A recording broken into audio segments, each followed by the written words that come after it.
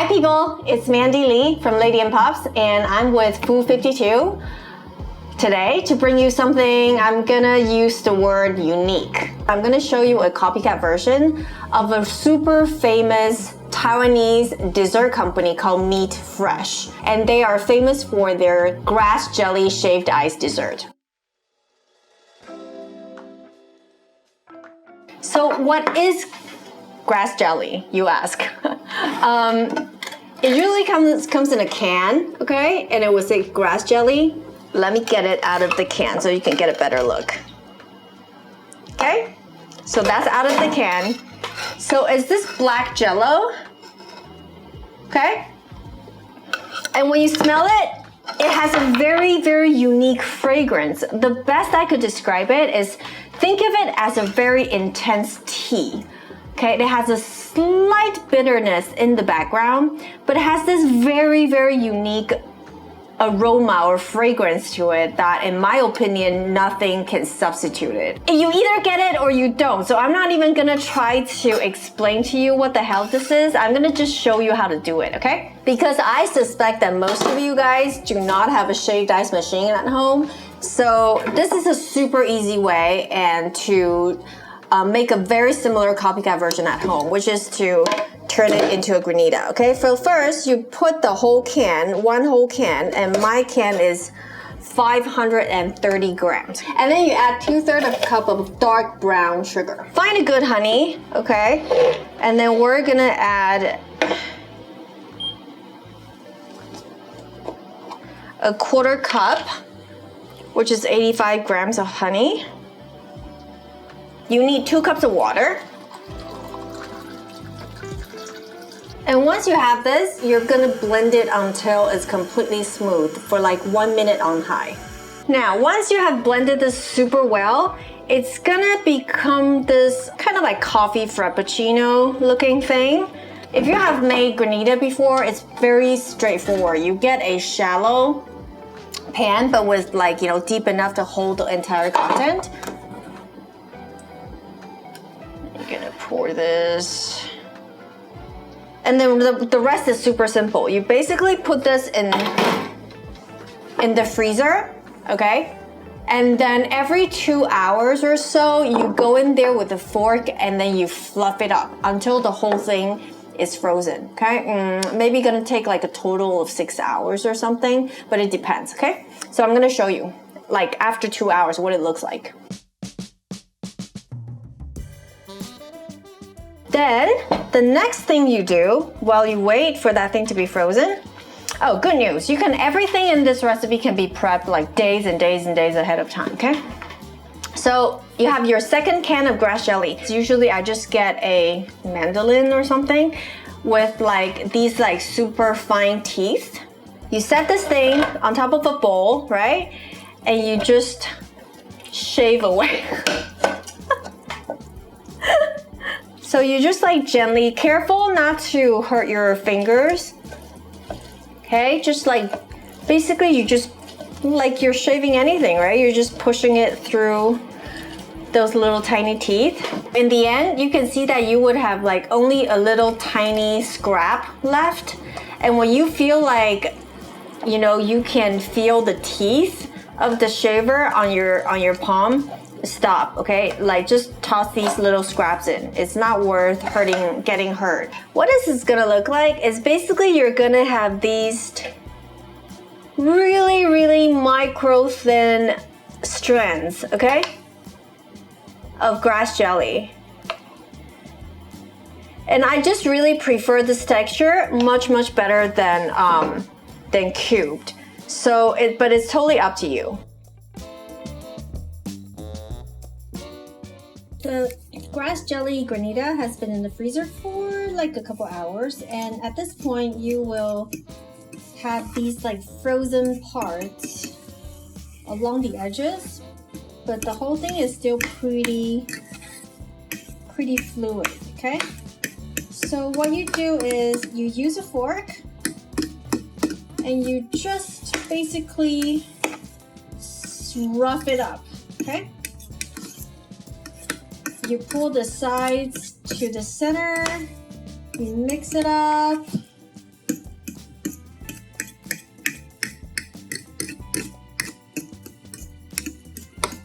and then it can go back in the freezer.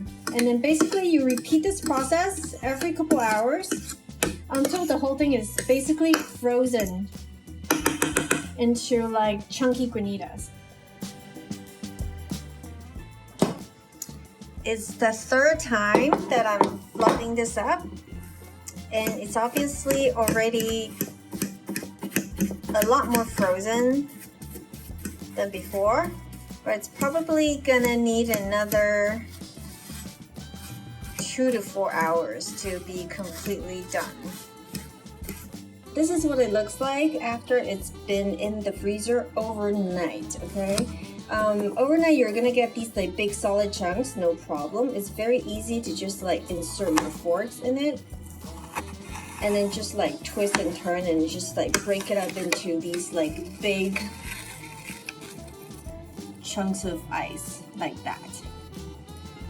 And it's really kind of okay that it remains a big chunks like this. At this point, you can really just like plastic wrap this and then leave it in the freezer, or you can put it in a container. It will basically be ready to use whenever you want them.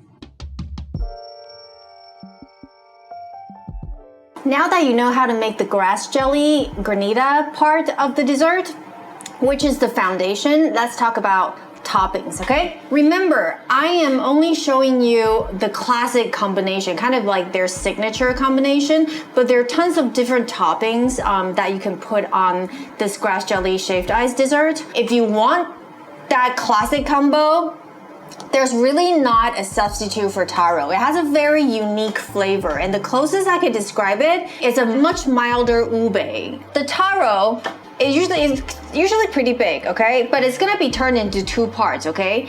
Half of it is gonna go into a taro puree, and half of it is gonna go into making taro balls. It's a textural thing. We Asians are obsessed with anything that is chewy, and by chewy we call it QQ, the letter Q, because it looks like something that's bouncing. And then of course you can also add tapioca pearl or other types of topping, but like I said, I'm showing you the classic combo. If I were to show you all the combination there is, it would be like a 4-hour video. Taro usually comes super dirty. It's like it's covered in mud, okay?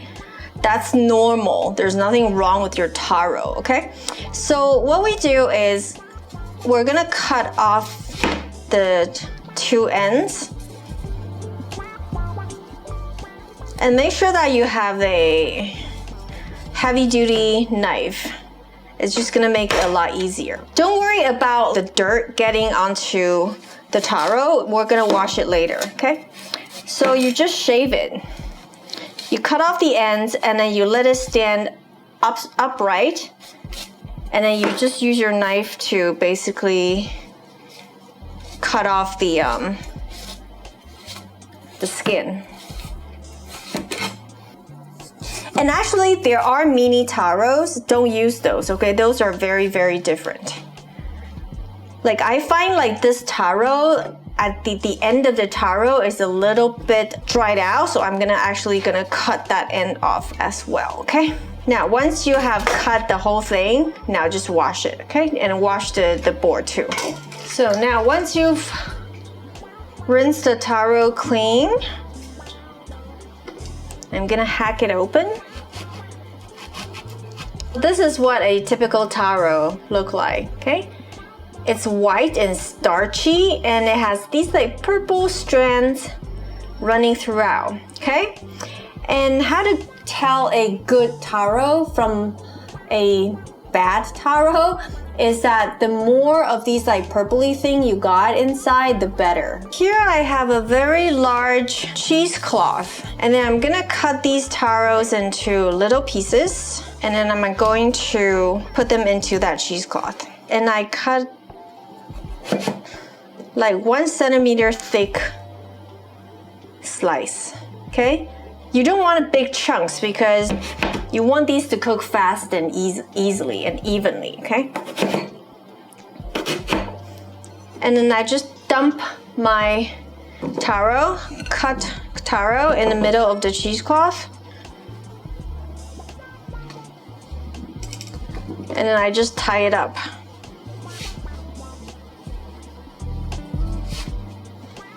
There. I have a pressure cooker here. Inside, I have this little stand. You can use whatever, okay? You can even use a bowl and then a plate that's set on top. Doesn't matter, okay? So basically, this is what this is for, is just to have an elevated surface so that I can put my taro on. And I filled the water basically where the height of this thing, okay?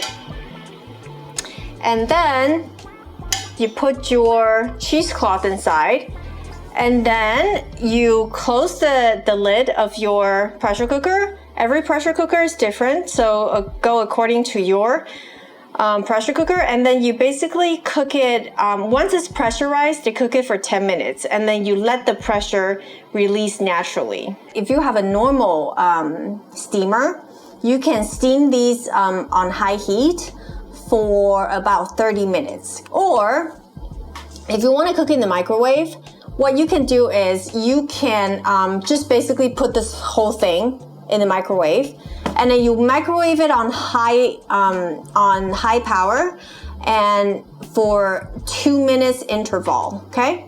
So you set it on 2 minutes. Once it's done, you turn it in the microwave, 2 minutes again, you turn it one, and then you do it until you can easily, effortlessly pierce through the taro with a fork. This is what it looks like. I already broke it apart a little bit to just check, but this is what it looks like when it's cooked. And you basically want it to be so cooked through and soft that it would just break off at the slightest pressure. You don't even need to apply any pressure, okay? It would just flake off like that, okay? Now, you may think that, can I wait until it cools off? No, you can't. You have to do the next step when the taro is still piping hot like this, because you want the residual heat to cook the starch that we're gonna add later on. In my stand mixer bowl, I have tapioca starch, 1 part tapioca, 1 part cornstarch, and some sugar, okay? The tapioca starch is really where that QQ action is gonna be, but tapioca tends to harden when it gets cold. So the cornstarch kind of softens that a little bit, okay? Just so that the taro ball is not like too stiff or tough when it's cold. So now I'm going to add 500 grams of the cooked taro into my mixer to make the taro ball, and the remaining is going to be for the taro puree.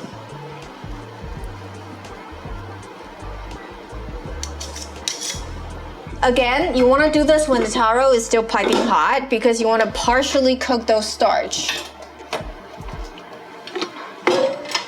And very importantly, I'm going to add a 1/4 cup of the hot cooking water from the pot into the mixer as well.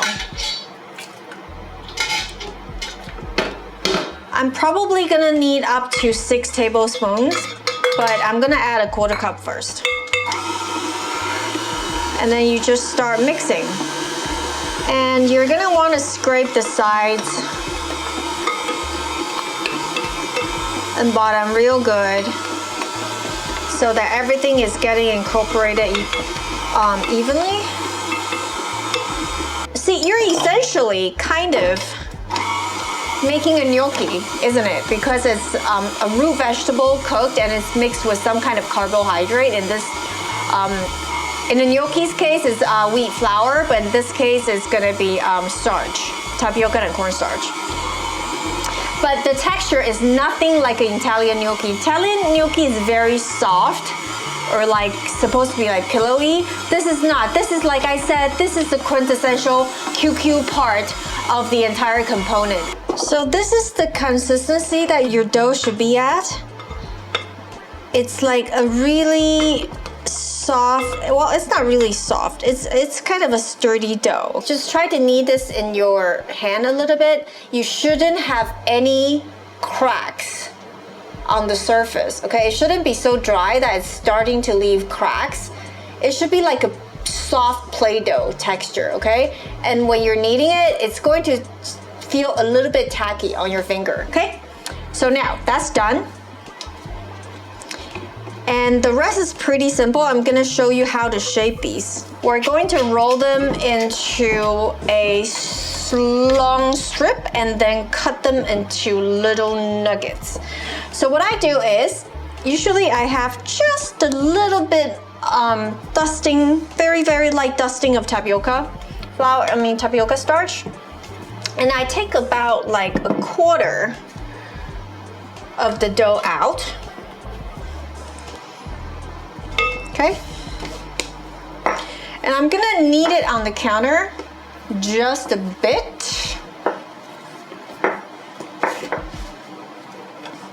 So that I have a nice smooth surface, okay?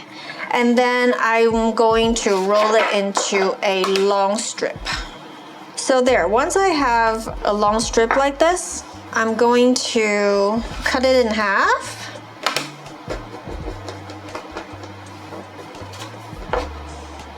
In half again, okay? And this is when I start to dust it with a little bit more tapioca flour so they're not sticking, okay? And once I have like a nice little neat lineup like this, I just start to cut. When I cut little, well, I'll put the dimension in the detail description here. But basically, I cut and then I push it away. You see? Cut and I push it away. Why? Because if I don't, they're gonna stick back to the strip, okay? So you just keep doing that.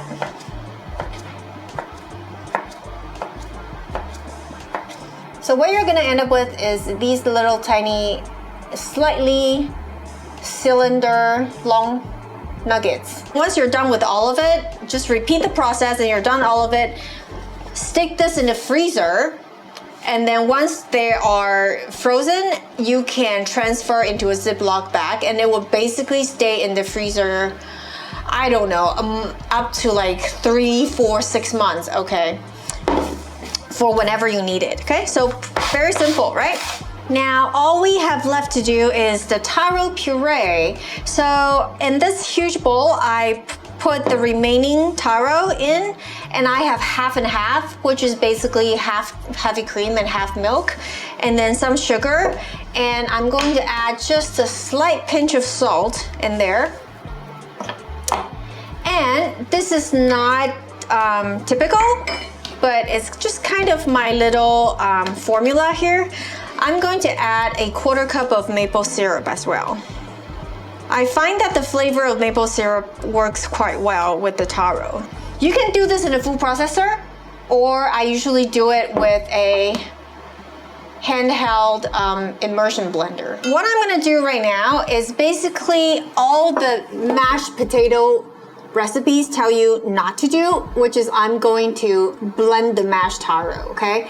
And it's gonna create this very sticky, gummy, and almost chewy texture to this taro puree that I like. But if you don't, you prefer more like a mashed potato kind of a texture, you can mash this with a masher, okay? So you don't need to put it in a food processor or use an immersion blender, okay? But I like that texture, so I'm gonna do that. And I prefer that it has just a slight chunkiness to it, but it's mostly smooth, okay? Mostly smooth.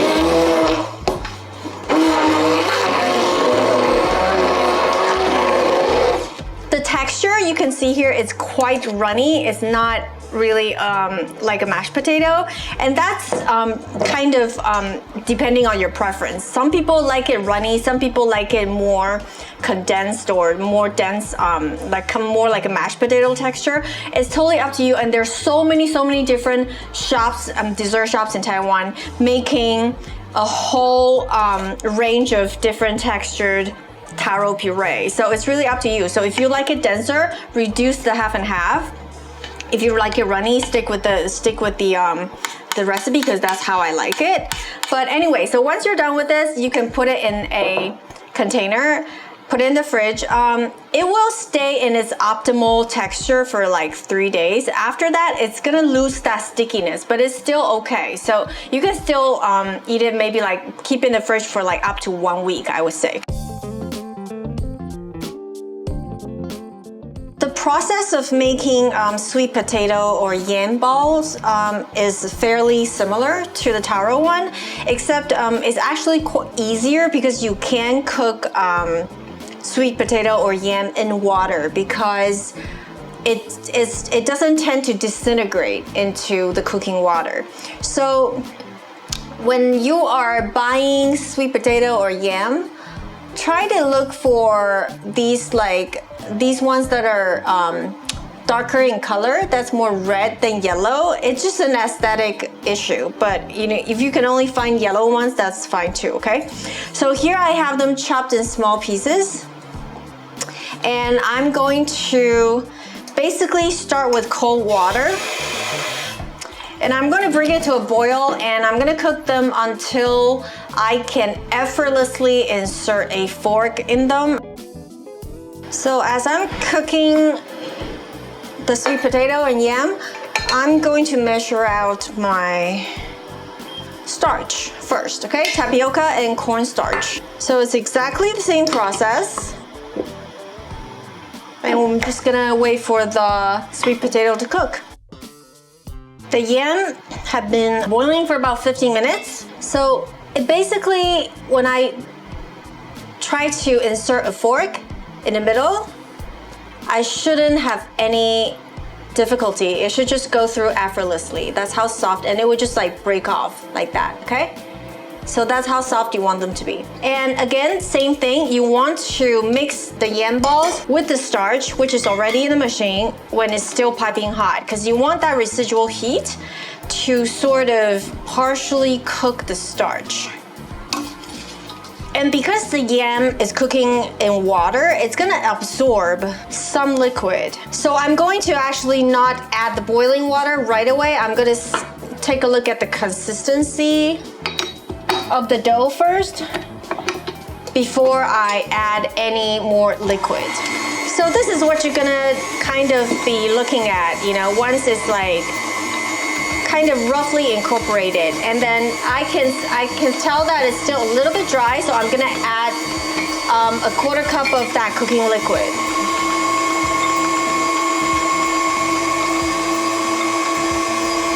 I'm gonna start with 2 tablespoons first instead of the whole quarter cup.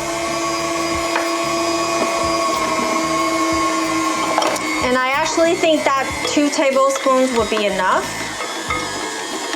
So what you're looking for basically is a very soft dough that you can squeeze into a ball without any dry cracks, okay? And it's gonna be slightly tacky, but it shouldn't be overly sticky, okay? So you wanna get your dough to this consistency. If it's too dry, add a tablespoon or 2 more of that cooking water, and you should be able to, you know, get to this point without any issues. So now, same thing. We're gonna roll them exactly the same way as the taro balls. And the yam balls are ready. So same thing, you scatter it on a sheet pan and then you put it in the freezer, and once they're frozen, you transfer them in a Ziploc, and they would just basically stay in the freezer until you need them. All you have to do is just cook the taro and the yam balls, okay? So very straightforward. After the water boils, you put the frozen directly from the freezer. You put the frozen taro and yam balls in. I would say like a 1/3 cup is about 1 serving, okay? And so obviously the water is gonna stop boiling, but once it comes back to a boil, you're gonna see like them like, you know, starting to float to the surface. So I think the rule of thumb is once they float to the top of the surface, you cook them for about 1.5 minutes more, okay? Until it's gonna like swell up a little bit, okay? So now they're like, you know, floating to the surface. Now I'm gonna cook them for, keep it at a healthy boil, but you don't want it to boil over. So I'm gonna cook them for 1.5 minutes, and I'll show you what they look like. You can see like they are now swelled up a little bit. So once you have that, it's ready. So I'm gonna turn off the heat and then I'm going to rinse it with cold water. Less about cooling it off, but more about removing some of that starchy, sticky surface. Give it a couple rinse.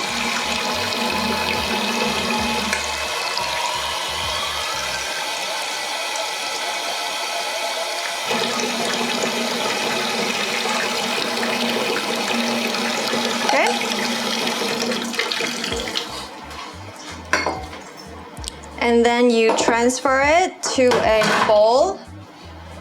And then, if you're not using it immediately, you can just simply submerge it in sugary water. This is 1.5 cups of water plus 2 tablespoons of light brown sugar. And it's less about flavoring them, but more about keeping the balls separate, okay? So if you don't have this liquid, it's going to all stick together. Same thing with the yam balls. So to put it together, I would say like 2 loosely packed grass jelly ice. And then 1 scoop of the mashed taro. You can have more if you like. You know, this is really just a suggestion. And then maybe like a heaping 1/4 cup of that grass jelly noodle.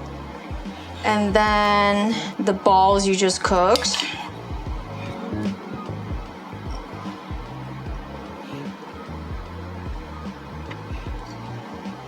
Last but not least, there's something that's super strange, and I think like Meat Fresh kind of invented this, which is you're going to add cream at the very last.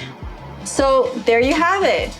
I know this is so strange, it looks so strange and possibly unappetizing to some, but seriously, this is like porn to a lot of Chinese people, okay? So there's no rule in how to eat this. You basically just, you either like mash everything up or you eat it like strategically from the top down. It doesn't really matter. But the whole point is to get all that textural and flavor difference in every bite, okay?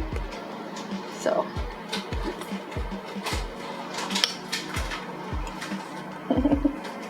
I can't explain to you what this tastes like. If you've never had it, there is no way I can explain to you what this tastes like. It's a dessert, for sure, it's sweet. But there's really no description in English to describe what grass jelly tastes like.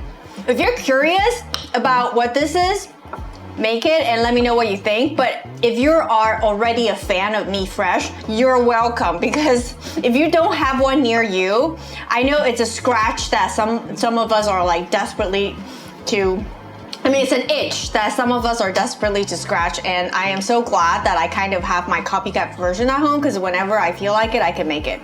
So let me know, and that's it.